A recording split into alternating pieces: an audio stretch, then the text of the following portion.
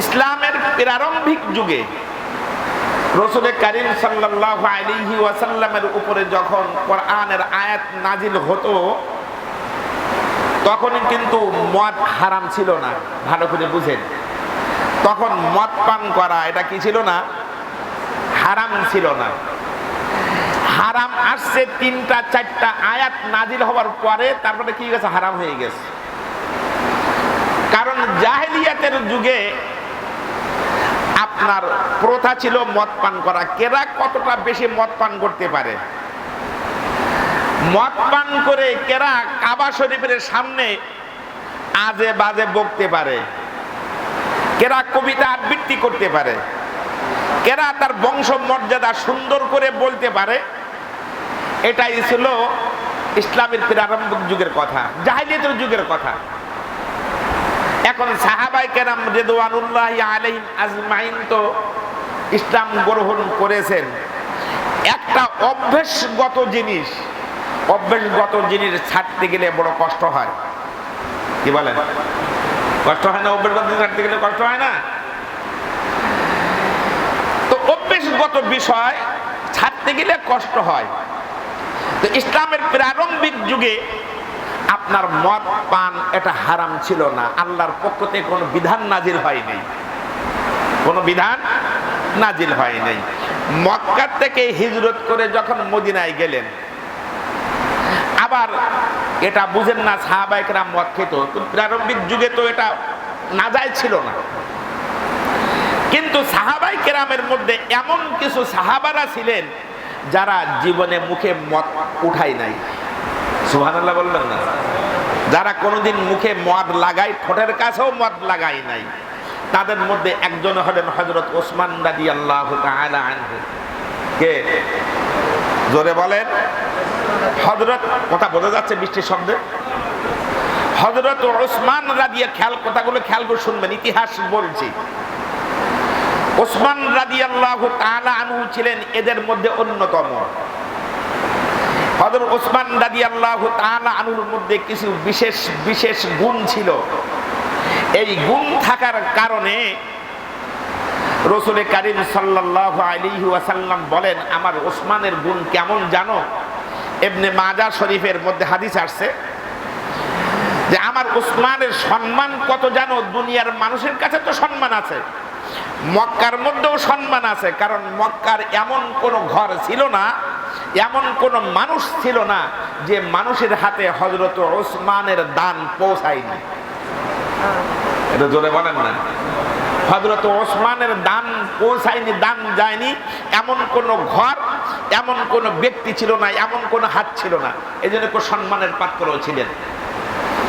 তো রাসূল করিম সাল্লাল্লাহু আলাইহি ওয়াসাল্লাম বলেন, আমার ওসমানের মর্যাদা তো দুনিয়ায় আছে, ঊর্ধ্ব জগতে আসমানের ফেরেশতার মধ্যে কেমন সম্মান জানো? রাসূল বলেন, ইন্নাল মালাইকাতা লা তাস্তাহি মিনহু। ওসমান সম্পর্কে বলতে যে রাসূল বলেন, ফেরেশতারা দেখো, ওসমানকে দেখেও তারা কি করে? লজ্জাবোধ করে। সুবহানাল্লাহ বলেন না? ওসমান রাদিয়াল্লাহু তাআলা আনহুকে দেখলে ফেরেশতারা কি করে? মাথা নিচু করে, চোখ চাইয়ে, চোখ উঠায়ে যে তাকিয়ে দেখবে ওসমানের চেহারার দিকে লজ্জা বোধ করত। এই সম্মান হযরত ওসমানের ছিল, দুনিয়াবাসীর কাছেও ছিল, আসমানের ফেরেশতাদের কাছেও কি ছিল? সম্মান ছিল। তো মক্কা থেকে হিজরত করে সাহাবায়ে কেরাম রিদওয়ানুল্লাহি আলাইহিম আজমাইন আপনার মদিনায় গেছেন। আবার একটা ভুল ভেঙে দিই, ইসলামের প্রারম্ভিক যুগে যদিও মদ পানের অনুমতি ছিল, কিন্তু আমার রাসূল কিন্তু কোনোদিন মদ পান করেনি। কথাকে বুঝাইতে পারলাম? আমার রাসূল কোনোদিনই কি করেনি? মদ পান করেনি। যে জিনিসের মধ্যে ক্ষতি আছে, যে জিনিসের মধ্যে আকল নষ্ট হয়ে যায়, বিবেকের হ্রাস পায়, অর্থ নষ্ট হয়, এইরকম কাজ আমার রাসূল কোনোদিন করেননি। ইতিহাস সাক্ষী, আমার রাসূল করেননি। এখন মক্কা থেকে হিজরত করে সাহাবায়ে কেরাম যখন মদিনায় চলে গেলেন, তো মদিনায় যাবার পরে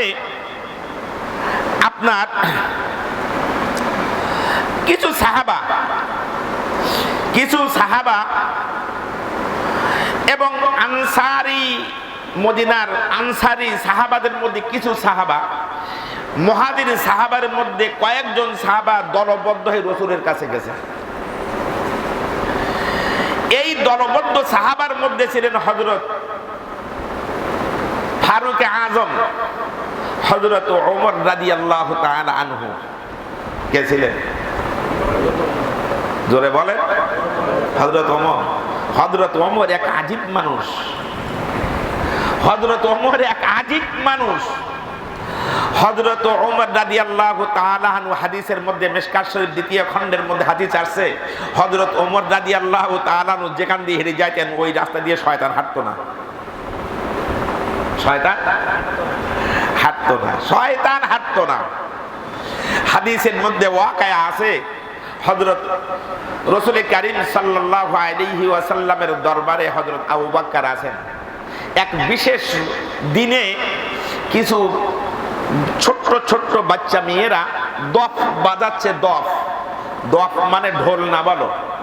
অনেকে দফ মানে ঢোলের কথা বলে। ঢোলে তো দুই দিকে আটকানো থাকে, আর দফের একদিকে আটকানো, আরেক দিকে খালি। আরেক দিকে আটকানো না, দফ। এ দফ বাজাইতেছে। ইতিমধ্যে হযরত ওমর গেছেন। ওমর যাওয়ার সাথে সাথেই বাচ্চা মেয়েরা দফ বাজিয়ে বন্ধ করে বসে আছে। রাসূল কারীম সাল্লাল্লাহু আলাইহি ওয়াসাল্লাম রহমতের মুখে, দয়ার মুখে, মায়ার মুখে বলছেন, এতক্ষণ এখানে শয়তান ছিল, ওমরকে দেখে শয়তান পালিয়ে চলে গেছে। সুবহানাল্লাহ বলেন না? এক আজীব মানুষ হযরত ওমর।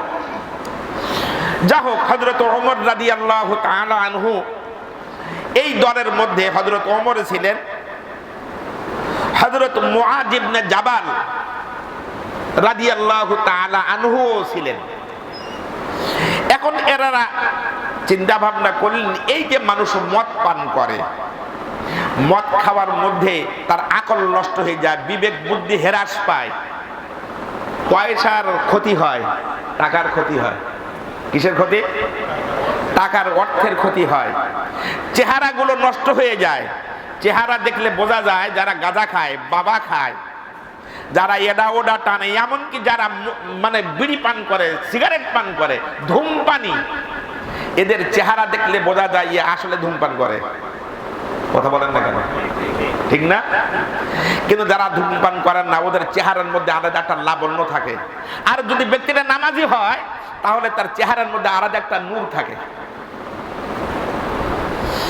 তো ওমর রাদিয়াল্লাহু তাআলা আনহু আলোচনা করছেন যে বিবেক নষ্ট, সম্পদ নষ্ট, শরীর নষ্ট, চেহারা শেষ হয়ে যায়। এখন এটা নিয়ে কি করা যায়? সবাই পরামর্শ করলেন, চলো আমরা রাসূলের কাছে যাই। কার কাছে? কারণ তাহারা তো সমাধান নিতেন কোন বিষয়ে কার কাছে? রাসূলুল্লাহ সাল্লাল্লাহু আলাইহি ওয়াসাল্লাম। ছোট্ট ছোট্ট বিষয় হলেও সমাধান নিতেন কার কাছে? রাসূলুল্লাহ সাল্লাল্লাহু আলাইহি ওয়াসাল্লামের কাছে সমাধান নিতেন। রাসূলুল্লাহ সাল্লাল্লাহু আলাইহি ওয়াসাল্লাম ইন্তেকালের পরে আপনার সমাধান নিতেন, কোন সমস্যা পড়েছে তো সমাধান নিতেন আম্মা জান আয়েশা সিদ্দিকা রাদিয়াল্লাহু তাআলা আনহার কাছে। কারণ মহিলাদের মধ্যে সবচেয়ে বড় মুহাদ্দিসা কে ছিলেন? কে? আম্মা জান আয়েশা।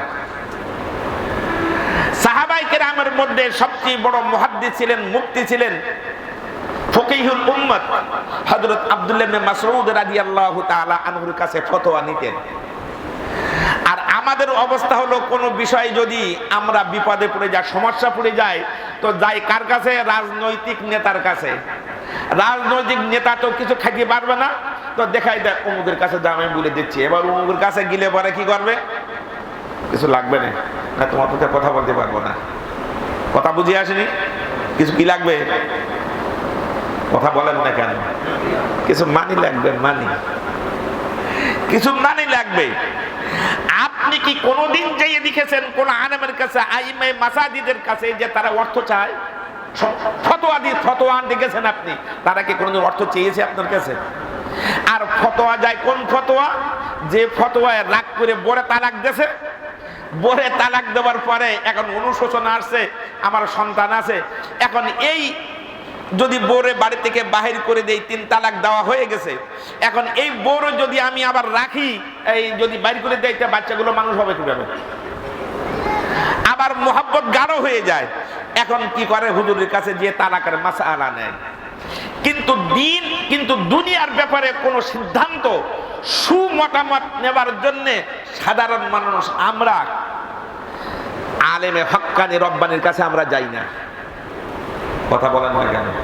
আমি কথাগুলি কি উলট পালট বললাম নাকি? শুধু যাই কি মাসালা? তালাকের মাসালা। কি মাসালা? এবার তালাক দেশে একরকম, এবার ওর মধ্যে এবার সাজগোজ করবে, কাটছাট করবে, কাটছাট করে রসুল এবার হুজুরের কাছে যে বলবে, হুজুর আমি তো তালাক বলিনি, শব্দটাই এই বলছিলাম। কথা কি বুঝে আসছে?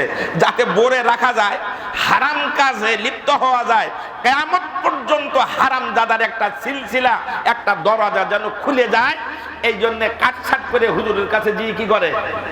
ফতোয়া জিজ্ঞাসা করে। কিন্তু ওর মন জানে তালাক বলে 3টা হয়েই গেছে, তালাক 3টা কি গেছে? কথা বলেন না কেন?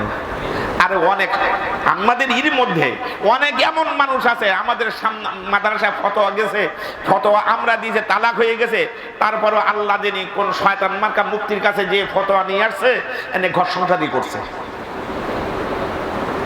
কথা কি বুঝে আসছে? এই জন্য তালাক শব্দটা আরেকদিন আলোচনা করবো, তালাকের বিষয়। এই জন্য তালাক শব্দটা খবরদার মুখে আনবেন না, যেন বরে মারবেন, শরিয়াত সম্মত মারবেন, শরীয়তে যেখানে যেখানে মারার কথা আসছে ওখানে আপনি আঘাত করবেন, তবে বাজে গালি দেবেন না। বাজে গালি দিলে কিন্তু মহিলাদের রাগ হয় বেশি ভালো। কথা বলেন না কেন?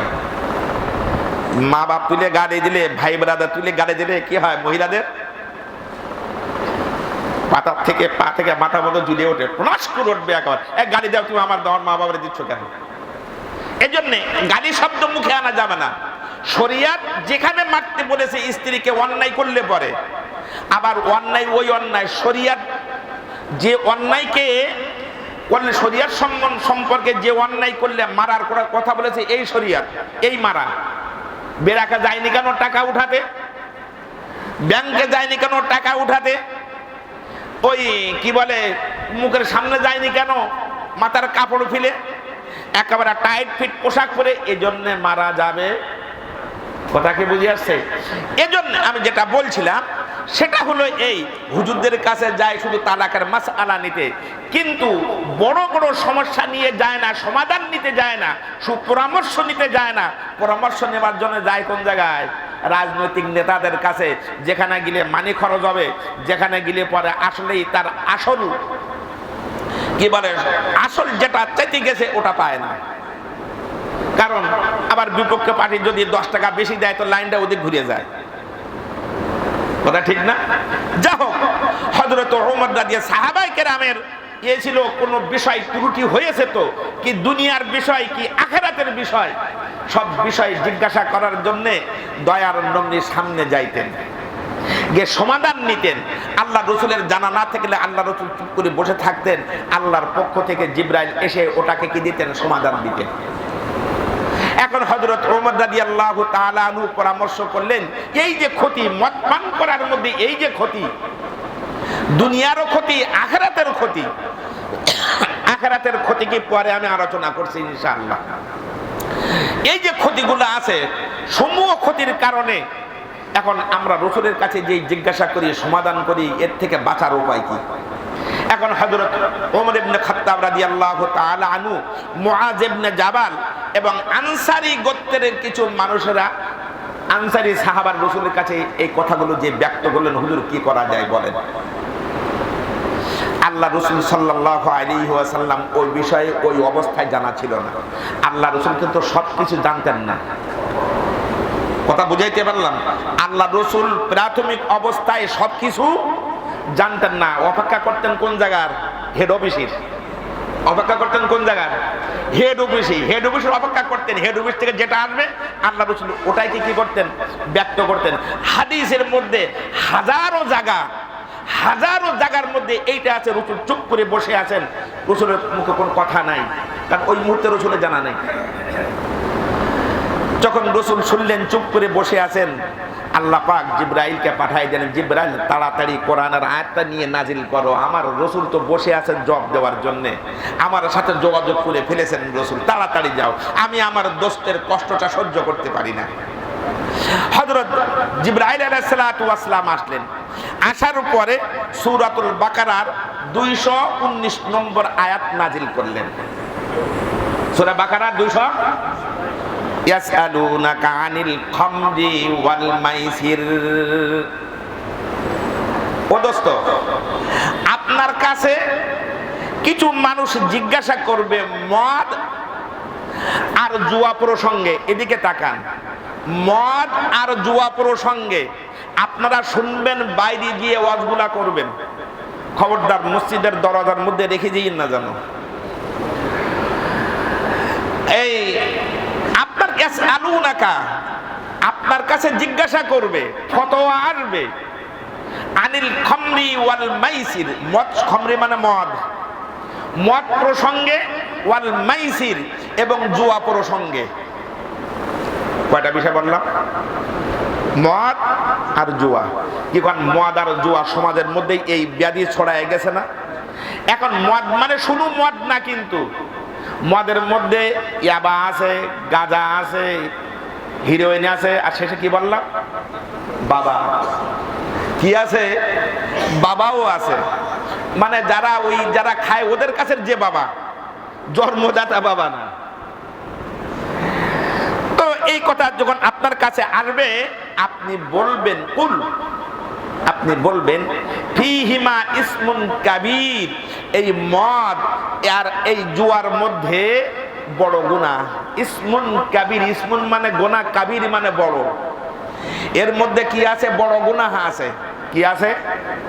জোরে বলেন, সবাই জোরে বলেন, বড় গুনাহ আছে, ইসমুন কাবীর। আবার রাসূল বলেন ওয়া মানাফিউল লিন্নাস, এটা কিন্তু ইসলামের প্রারম্ভিক যুগের কথা, কিন্তু তখন মদ হালাল ছিল সেই সময়ের কথা। ওয়া মানাফিউল লিন্নাস, আবার মদ পান করার মধ্যে উপকারও আছে। কারণ হঠাৎ করে যদি বলে মদ খাওয়া হারাম, মদ পান করা হারাম, তাহলে সমস্যা দেখা যায়, মানতে কষ্ট হবে। এই জন্য আল্লাহ পাক বলেন ওয়া মানাফিউল লিন্নাস, মদ পান করলে মেজাজটা কড়া কড়া থাকে। হ্যাঁ, মেজাজটা যারা খায়, যারা ইয়াবা বাবা খায়, মেজাজটা কি থাকে? কোড়া কোড়া থাকে। আর হঠাৎ করে বলে দেখ আমার মাঝে আর ওই কি বলে ওই সংসদের চেয়ারের মাঝে আর কেউ আছে নাকি? আরে আমি তো একাই এদেশের প্রধান। কথা ঠিক আছে? যা হোক, এখন আল্লাহ বলেন ওয়া মানাফিউল্লাহ, এর উপকার আছে, কিন্তু আল্লাহ ভেঙে দিচ্ছেন ওয়া ইসমুহুমা আকবারু মিন নাফিহিমা, উপকারের চেয়ে ক্ষতি বেশি। উপকারের চেয়ে কি বেশি? ওয়া আকসারু ওয়া ইসমুহু আকবার মিন নাফিহিমা, উপকারের চেয়ে ক্ষতি অনেক গুণ বেশি।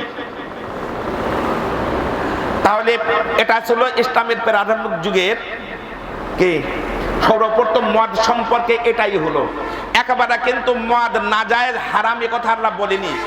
খাওয়ার মধ্যে উপকার আছে, তবে খাওয়ার চেয়ে, পান করার চেয়ে ক্ষতি, লাভের চেয়ে ক্ষতির অংশ কি বেশি। এই পর্যন্ত থাকলো। ঘটনা আরেকটা ঘটে গেল। হযরত আপনার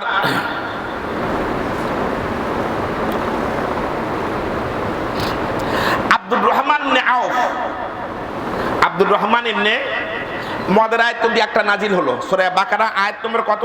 219, মনে রেখেন। এরপরে আপনার হযরত আব্দুর রহমান ইবনে আউফ রাসূলের খুব কাছের সাহাবা, খুব কাছের সাহাবা আব্দুর রহমান ইবনে আউফ। বুখারীর মধ্যে অনেক জায়গায় আব্দুর রহমান আউফের riwayat আছে, হাদিস, বর্ণিত হাদিস আছে।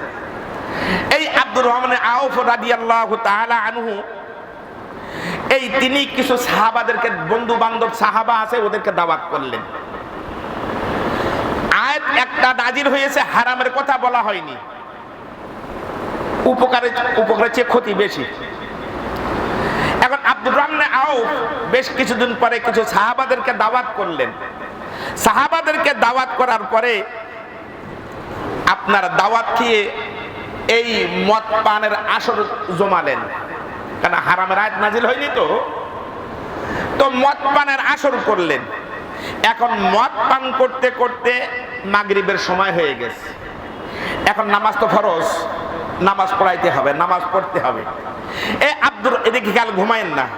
আব্দুর রহমান ইবনে আউফ রাদিয়াল্লাহু তাআলা আনহু বন্ধু বান্ধবদেরকে নিয়ে মাগরিবের নামাজে দাঁড়ায় গেছেন। বন্ধুদের মধ্যে একজন আগে চলে গেছেন মাগরিবের নামাজ পড়াবেন। এখন মাগরিবের নামাজের কেরাত শুরু করেছেন। সূরা ফাতিহার পরে কেরাত পড়তে হয় না? কি বলেন? কেরাত পড়তে হয়। এখন কেরাত পড়তেছেন সূরা কাফিরুন। কোনটা? কোন অবস্থায়? মদ পান করে। মদ পান করে তো এর মধ্যে আকলের মধ্যে বিকৃতি এসে যায়। ওই অবস্থায় কি করছেন? নামাজ পড়াচ্ছেন।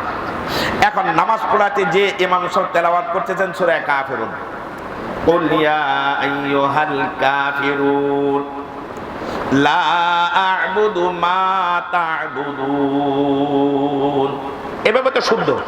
ওয়ালা আনতুম আবিদুনা মা আ'বুদ ওয়ালা আনা আবিদুম মা আবাদতুম ওয়ালা আনতুম আবিদুনা মা আ'বুদু লাকুম দীনুকুম ওয়ালিয়া দীন। এই হলো শুদ্ধ।